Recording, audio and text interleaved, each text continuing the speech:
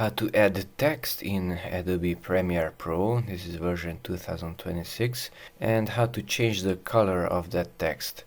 To add text we have to use this toolbar, but exactly what we need is not visible, so let's go there and pull it to the right a little bit, and now here is this type tool, the letter T. So you can either press the letter T on your keyboard and it will go to that one, or just click on that one. If you hold down the left click, then you have two options. Type tool, this is on horizontal, and vertical type tool, that is on vertical, up and down. So let's use the first one. Click inside here, let's say there. Type in what you want, let's say text.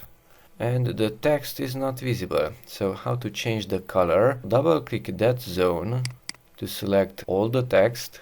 Now come here to properties, that one. That properties window, if it's not there, because you can go here and you can accidentally close it, that can be enabled from window and properties.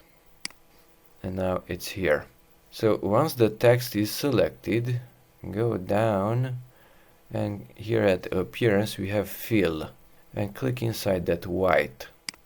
And from this window you can modify the color of that text, and currently it is here in the corner, and that's why it is white. If I drag it, let's say there, then the text is red.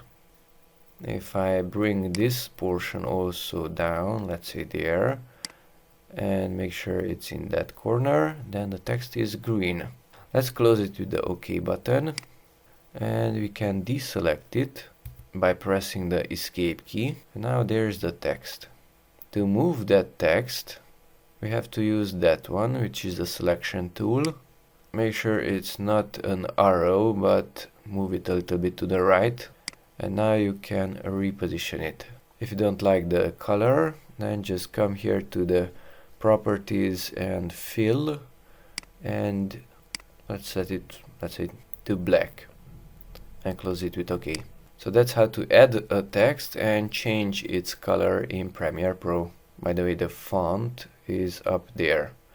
Here at text is this one.